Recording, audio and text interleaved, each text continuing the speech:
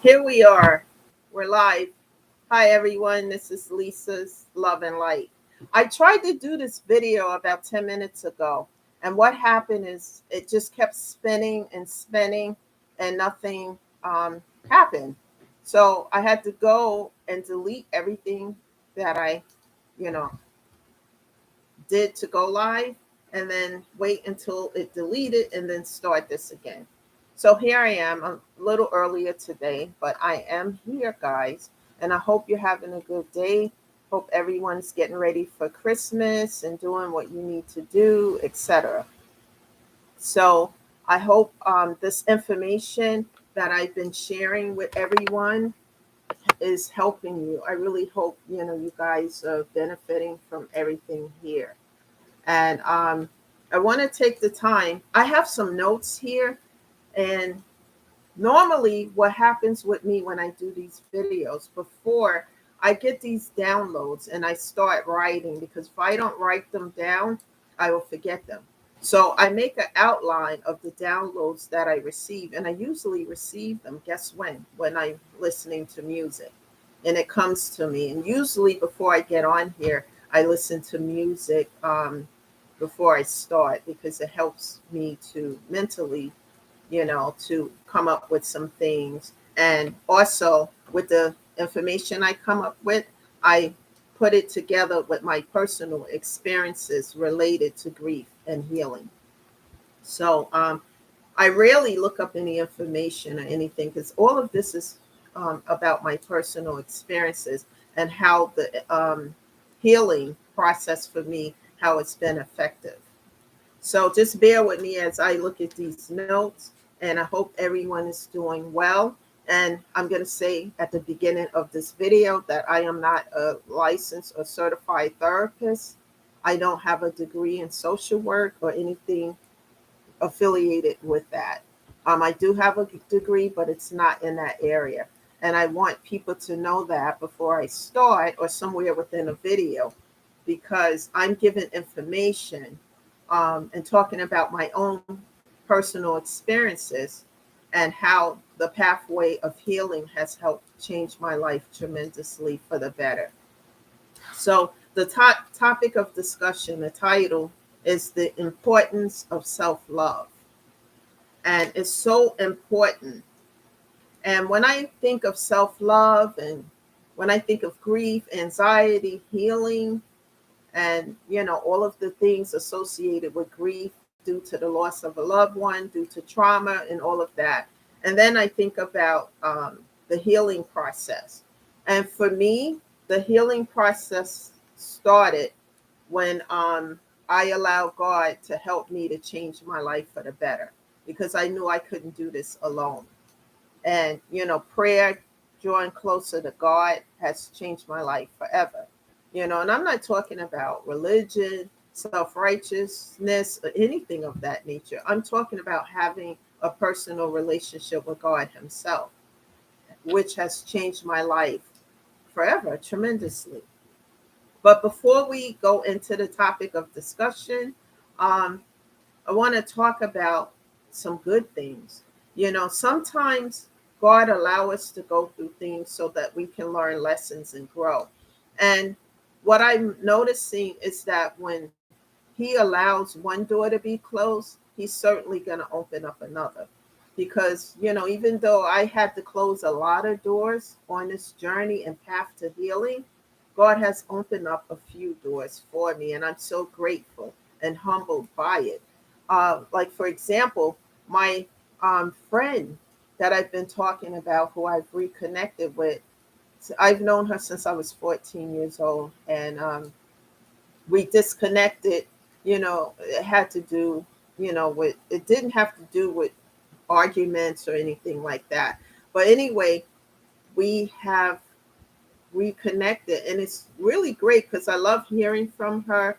And we've been talking. She knows my entire family. She knows, a lot, and we've been catching up, and it feels great. And I want to give a shout out to her without giving her name. I'm not going to give that information. But she watches my channel now, and she talks about how it's helping her. and we talk about ways to heal as well when we have conversations. Just know I'm gonna be visiting you soon. We're gonna get together. Um, even if it's for dinner or something. But I'm so glad that she's back in my life because I can talk to her, especially as a parent. She has four children. I have she has four adult children. I have one adult child. And we've been talking about the difficulties of being a single parent and when they grow up and the other problems that you have with them. And she's been really good, not just listening, but giving some advice. So, and I say all of that because, I used to talk to my mom about these things. And since her passing, I haven't really talked to anyone, about these things, especially situations, you know, that we can have with our adult children. And, you know, I'm glad I just have someone who understands because she understands exactly what I'm going through. And she gives some suggestions, which I really appreciate. And, I'm just giving a shout out to her. And thank you for listening and watching these videos as well.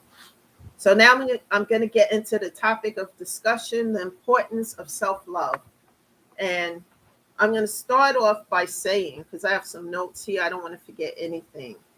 Um, Last night or early this morning, I had a dream about my mom. My mom came to me, and guys, in the dream, it felt so real. Like she was literally there and she was talking to me about something. You need to, do this. And when she comes to me like that, I listen, and nothing bad at all, but just, she wants me to continue to embrace life, persevere through any difficult situations, and to tell me that she was proud of me in the direction that I'm going, and for me to keep going, keep moving forward, and don't stop, just persevere and keep going. And I received that message, and it's not easy. All of these things were difficult, but I've been having some dreams about her, and she's just, even though she's not here in the physical, her spirit is still all around me. I know some people may not believe that, but I do, because I can tell you some stories about some things. But anyway, I had that dream, and I've been listening, and as I listen to what she's telling me in those dreams that feel so real, I'm noticing a change for the better in my life. God foremost, as I go into prayer with Him. But I mean, little things that my mom used to tell me when she was here that I never listened to, I'm definitely listening now. But I just wanted to throw that out there. Um, so when you start to address your pain and grief related to the loss of a loved one, you may have severe grief, pain, and even trauma, because sometimes we may all of a sudden lose a loved one unexpectedly. And that can cause a lot of wear and tear on our mental and physical health. And we may not be prepared for it. Um, so when you start to address this pain and the trauma and everything, the brokenness that you may feel inside, and etc. And as you start to slowly do the work, take the steps, and the key factor to doing the work I'm going to share with you guys is to persevere. Don't stop. Even if you take a step, it's like putting your foot in the water and to see if it's too cold or too warm. You take that step, then you take a second one. And, even though you may not take a step for a few days, you keep going, you don't stop. And as you keep fighting through and persevering through the pain, the uncomfortableness, etc., um, there's a rainbow at the end. I that's the metaphor I'm using because, you know, nothing venture is nothing gain. You just have to keep moving forward. And even though it's uncomfortable and it's still painful, addressing the pain, addressing the issues is the key factor, and keep moving. The healing path and journey is never easy. It can be full of pain and, uncomfortableness. So when you continue to go through these things, you start to eventually you start to self-love on yourself, which you're supposed to love yourself. When this happens, you start to self-love on yourself, and then all of a sudden you start to see life and your situations in a different perspective, in a different mindset, and not in a previous mindset that you had before. When you start to heal, then you want to be at peace. You don't want the drama, you don't want the toxicity, you don't want any of that that's negative. You start to embrace peace. Peace becomes a priority instead of being in pieces. That's what you start to experience as you stay on this path of healing. And this is what happens. For me, the healing journey has changed my life tremendously in so many ways, because the old me felt broken, felt isolated, felt disconnected, you know, and just felt misunderstood. One of the worst things for me is being misunderstood. There's a song back, I think in the 60s, that says, "Oh Lord, please don't let me be misunderstood." I used to listen to that song over and over and over again, because as I dealt with people and situations and try to explain who I was, and I always felt like I was outside of a box, because I marched to a different beat of the drum than what society or other people tell me that I have to do, and people was not, I was always being misunderstood no matter what I did. Instead of taking it in a positive, people will run on a negative, which would not be the case at all. So for me, the healing journey, and just continuing to persevere through all the nonsense and whatever people are saying or doing, I continue to move forward no matter what. And prayer, staying close to God, people. I would pray and pray, and I talk to God. I stay close and say how I feel and what's happening.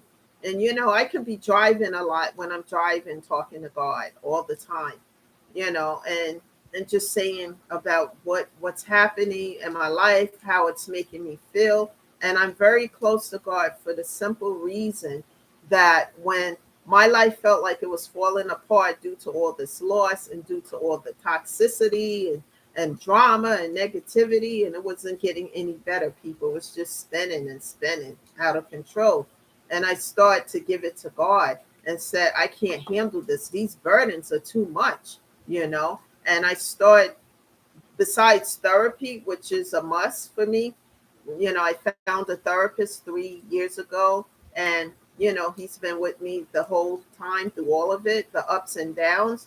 But prayer also helps. I stay in prayer and I stay very close to God, because when I was down and I had nobody during the shutdown, my even my dog had died, right down to my dog losing everything. And I know what that feels like, and feeling broken inside and feeling like I can't get up from the floor. I know that feeling. And anybody that want me or anybody else to be in that situation, it's not a friend, and they don't belong in my life. And they could be behind the scenes trying to do A, B, C, and D, because I had a lot of toxic individuals in my life, because I wasn't able to see that these individuals were not there because they like Lisa, and Lisa is my friend, and etc. They were there to use, to take, and to bring toxicity, and I wasn't seeing that.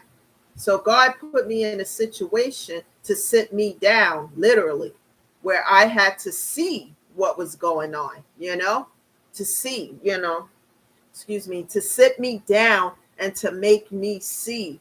Look at your surroundings. Look at the people who are in your life. They don't mean you any good. You need to see, because I didn't want to see that. I'm love and light, right? And I was in that um, mindset where I thought, okay, this person is broken. They have all this toxicity, but I'm going to fix them. Like Humpty Dumpty that falls and then break into many pieces, I'm going to put the pieces back. I'm going to help that person. I know I can do it. No, I cannot. You know why? Because a person who don't want to help themselves and they want to stay in that situation, I can't do anything to help them. So God set me down to show me, look at what you got around you. Look at these folks. Look at what they're doing. See this. See behind the mask, Lisa Vaughn. See what's happening. These people don't mean you any good. They are here to bring toxicity. And as long as these individuals stay in your life, you're going to have all these toxic situations. It's going to be ongoing. Sometimes God will allow situations in your life to teach us a lesson. Remember this, people sometimes come into your life for a reason, a season, or a lifetime, and a lesson, because God allows certain things to happen, and He may allow it to happen for a while so that you can get the lesson. You know, instead of spinning on that Ferris wheel where the destination to nowhere, spinning around and around, and each time that wheel spin, the toxicity spin out of control. It's worse and worse and worse. And you know, and I'm trying to sit there and say, well, this person has this and blah blah. No, God made me sit down and look at my situation. Look at why these things were happening. Look at the people you have around you. Look at the negative situations. It's not getting any better, it's getting worse. So for me, I had to look at myself and say, why am I allowing people like that in my life? Why am I accepting these negative, toxic situations? And I had to do the work. If you don't do the work to heal, no matter how painful, no matter how hurtful, no matter how hard, there's no healing. If you don't do the work has to be done, you know, and it's not easy, because I would go back to it, leave it, go back to it. And one day I felt so hurt and broken. I got on the bandwagon and a journey to healing. And what I did, I said, God, here's something that you guys who believe in God, you know, can do. You lift it up to Him, whatever those pains and burdens, especially when situations continue to repeat itself. You need help. You can't do it alone. None of us can, you know. And people are living in an illusion if they think they can do this alone. It's not possible. So I would give these things to God and say, these burdens are too much. They're heavy and overwhelming. I can't do it. I lift all these burdens up to you. And I would say, in the name of Jesus, and I give it to you. And like I said in prior videos, you guys can go back and look for them, that it's just like a loan servicing company, you know, that sells your student loan. You no longer pay to you know, company A. You pay to company B now. And that's what I did. So when you give those things to God and you lift them up to Him and say, here, God, I'm giving these burdens to you. I can't do this. Now they belong to Him. So all this toxic stuff that's trying to re-enter my life and try to reconcile with me, it's not happening, because those burdens were given to God. They don't believe this, but it's the truth. I swear to you, these things I'm telling you is what I've done, and they have been effective in my life. I give those things to God. I raise them up to Him, and you know, and show Him that I want to change for the better. I don't want toxicity lingering in my life. I'm already in pain from the losses. I don't need that. So as I did that, and I persevered through the pain, even when I didn't feel like getting up, even when I didn't feel like being bothered, I took a step. And then I may have fallen down, because, you know, you don't just get on the bike and ride. You fall a couple of times, you get back on. There's a song from the 80s, I get knocked down, but I get up again. Nothing's going to keep me down, you know. And I keep going, keep persevering. Doesn't matter what other people are doing that's toxic. And one thing for me is that in my energy, for a while, I had somebody that I kind of put on a pedestal. This person, I helped them. I went out of my way. I was generous to this person. I did everything to help this person. And all they did is just let me. They did not give an equal give and take to the friendship or to anything. But yet, because I won't allow them back in my energy or reconcile with them, simply because they told me that they didn't want me, they didn't want anything with me. And they did that over and over and over again. So when that person took a chance, and this is probably someone who was used to just people begging them and saying, "Oh, please, oh, please." I don't do that. I loved myself enough to know that I didn't deserve what I was getting.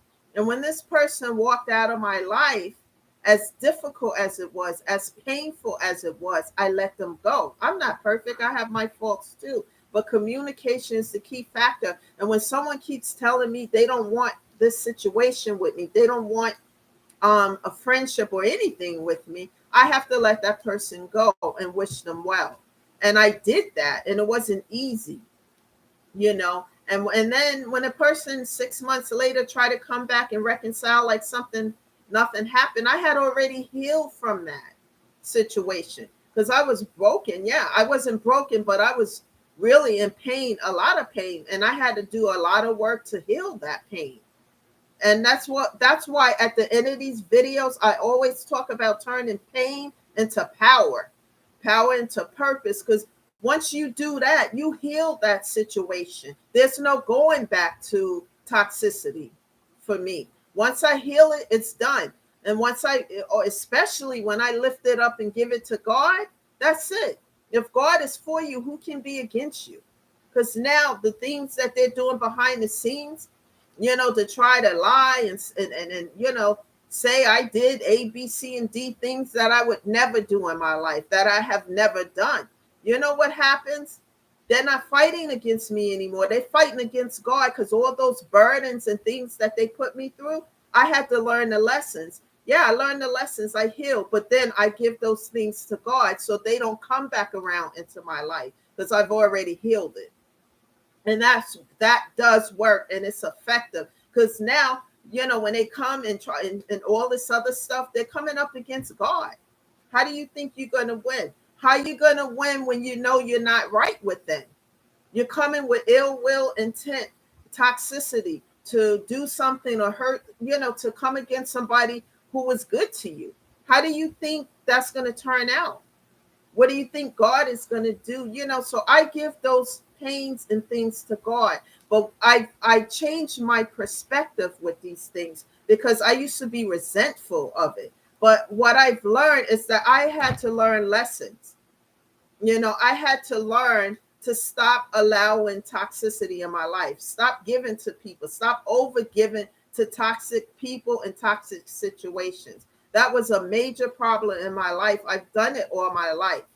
It has to be an equal give and take. And I've also learned through all this pain and growing and healing, that I had to go through, is that a relationship of any kind, whether it's a romantic one or a friendship, a relationship is supposed to enhance your life, not create hell and bring hell to it, and I had to learn that. Otherwise, I was going to spin on this wheel over and over again. And each time the wheel spin, the toxicity was worse. And I wasn't going through that. And I wasn't allowing myself. As I start to heal, I start to self-love. That's why I named the title of this video, Importance of Self-Love. Because when you start to love yourself, not be in love with yourself, but love yourself, you're not going to let people come in and do whatever they want. For me, I'm not accepting third party situations. I'm not doing that. I've never done that. People will do that. Once I find out about it, I'm out. I'm out the door. I'm not dealing with that. And I deserve better. I deserve an equal give and take. And so do you guys. As you start to self-love on yourself, you want to take care of yourself. You want to take care of your mental and physical health. Like I always say, without that, there's nothing else, people. You can't do anything else if your physical and mental health is broken. You can't take care of yourself, your kids, or anything else around you if you don't prioritize that. That is a priority for me.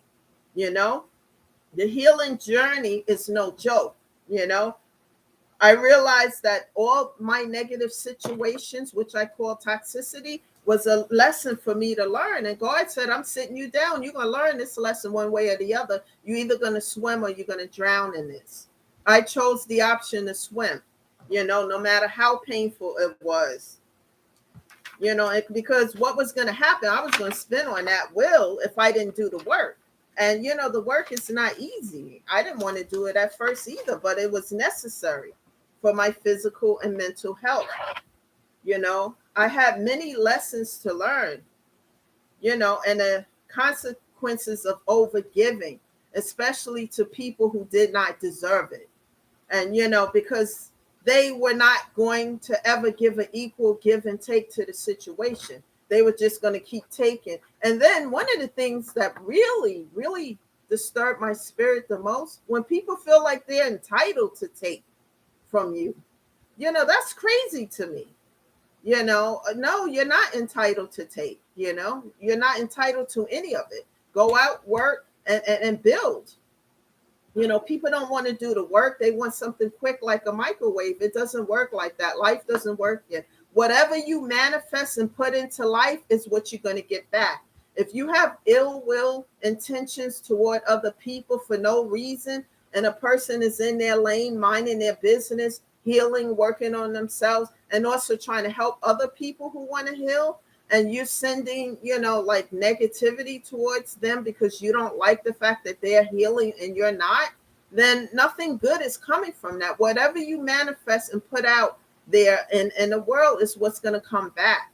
Heal all of that, because that means something within these individuals are broken. They need to heal. Once you heal, you feel better. As you feel better, you do better. Now, what also have come out of this for me is now everything I do, mostly I take my time. I don't do things and act impulsively as I did before. Yes, I still get upset about things, but I look at things from a different perspective. Try to see things outside the box, and healing is the key. I'm not perfect. I have mistakes like everyone else. But the next time that I do have any kind of romantic relationship, it's going to be an equal give and take.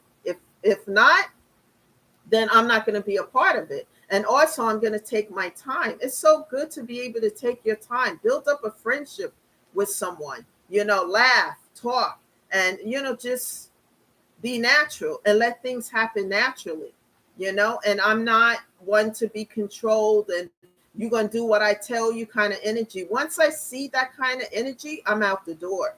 And people, for me, they don't seem to like believe what I say until it's done. Because for me, I give my all to anything I do, whether it's work, whether it's a relationship, whether it's family or friends or whatever. I give my all to. And when people don't appreciate that, everybody has a breaking point.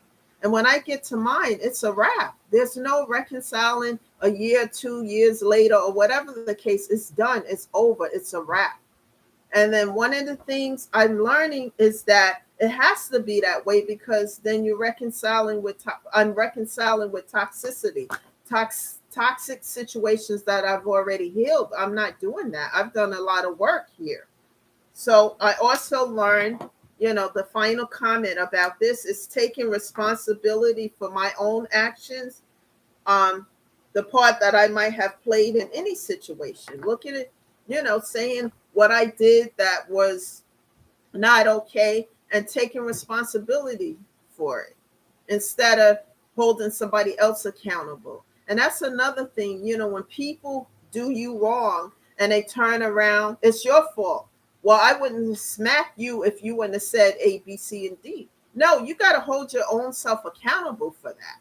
And that's what I mean about toxicity. And I had to learn lessons about that because I was making excuses for these things, And as I start to do the work, I start to self-love. And as I start to self-love on myself, I realize I deserve better. I don't deserve that treatment. If that means having a relationship, no, I'm not having that type of relationship. I deserve an equal give and take. I don't deserve anything less than that. And I'm telling you guys, you don't deserve anything less than that.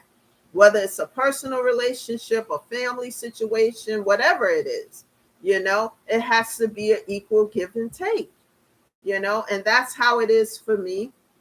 And I keep working on myself, and just keep moving forward. And it's important for me to help other people because I know that this work. I know it's painful, it hurts, More importantly, um, with everything that's being said here, finding a therapist in your area, whatever state that you live in, is important because grief therapy is going to help you to start the path to do this work. And as you continue on and persevere and bite through this stuff, you can start to heal. And as you heal, you change your perspective. You start to take care of yourself more through self love. You're going to want to take care of yourself. As you feel better, you do better. And then, as you start to feel better and get better, then you turn in that pain into power, power into purpose, purpose into paying it forward to help other people. Because the situation that you have with pain and grief, you may one day be a testimony to somebody else who's currently going through that.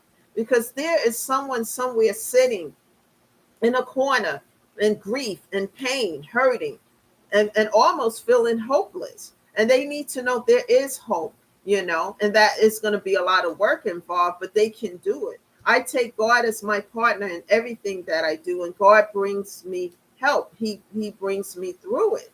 And I'm grateful for everything. And I'm on this channel helping others, even if someone doesn't talk openly about their pain and grief, just hearing this message, just listening to these videos on a daily basis will help you. The first step is to get into therapy, a grief therapist. Find one that you vibe with and connect with so that you can have the communication flow with that therapist. Also, grief bereavement groups are helpful because you're going to hear stories from other people who are suffering from grief and pain and anxiety. Some people are going through trauma. You're going to hear how they effectively get through those things. And some of the things you hear, you can apply in your own life to help you to get through it.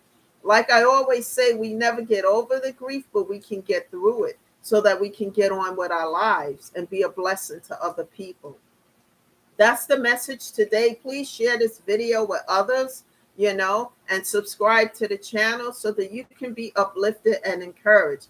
This is a no judgment zone always. We're here to help people and lift them up. And especially in this world we live in today of pain and despair, we can heal from these things.